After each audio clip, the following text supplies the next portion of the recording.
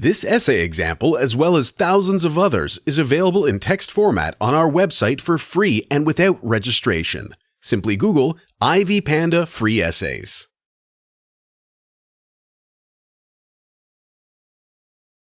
Introduction. Leadership has the capacity for both evil and good. Sound leadership results in freedom and productivity, while poor governance often results in a dictatorship, poverty, corruption, and all vices. This essay briefly highlights a few differences between an Egyptian pharaoh and the American presidential system. The comparisons go some way into helping discern which of the two leadership styles would result in better governance. The pharaoh in ancient Egypt and today's American president both wield immense power, but I prefer to be an American president rather than an Egyptian pharaoh. Discussion. An individual became an Egyptian pharaoh because they shared the same bloodline as a king or a queen, hence, it was a hereditary system in many instances. Pharaohs became leaders of the nation by birth and attained higher positions. On the other hand, one becomes an American president through the electoral system. Firstly, one has to be a 14-year resident, a natural-born citizen, and at least 35 years old.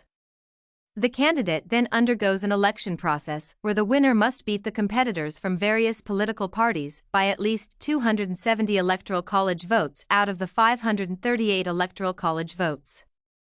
The inauguration of the new president occurred on January 20th, unlike the Egyptian system, where one could become king at any time. Moreover, one could become a pharaoh at any age, even below 35 years. A United States president serves a 4-year term, after which he/she seeks a fresh mandate from the public through elections for a maximum of 2 periods, while a pharaoh was king for life.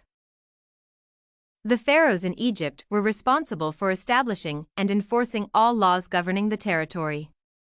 They were the supreme commanders of the Egyptian military and answered no one. Secondly, pharaohs held the title Lord of the Two Lands.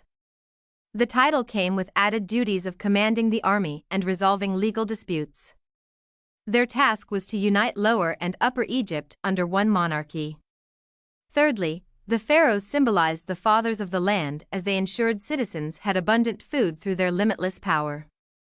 On the other hand, the United States president is the chief executive who grants reprieves and pardons, appoints critical federal officials, and executes the laws. Secondly, as the commander-in-chief, he/she runs the United States military. The president is also the chief legislator who works with Congress on budgets, introduces legislation, and vetoes or signs laws. The Egyptian pharaoh was the people's religious leader and was considered the divine intercessor between the people and the gods. Thus, he participated in ceremonies and maintained religious harmony in the territory. The pharaoh was each temple's high priest in Egypt and was the earthly representative of the Egyptian gods. On the other hand, United States presidents are not heads of religion for the people. The Bill of Rights prohibits Congress from making legislation that respects the establishment of religion, hence signaling a separation between church and state. The United States is a republic where the church and state manage their affairs without interfering. The president is the head of state and does not meddle in church religious affairs. Conclusion. The Egyptian pharaoh and the American president both wielded great power, played critical roles in legislation, could pardon, and controlled their militaries. However, I prefer to be an American president rather than an Egyptian pharaoh. Firstly, the Egyptian system had no checks and balances, and the king ruled, even if they were too young to understand how to rule the country.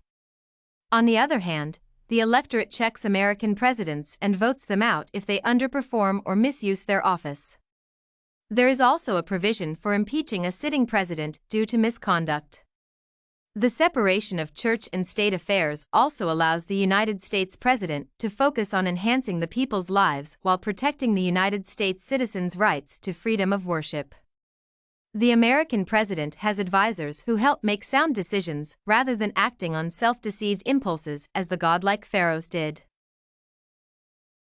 This essay on the Egyptian pharaoh versus United States president comparison was written and submitted by a student just like you. The Ivy Panda Samples database hosts thousands of works similar to this one, on various subjects. Visit ivypanda.com to find what you are looking for.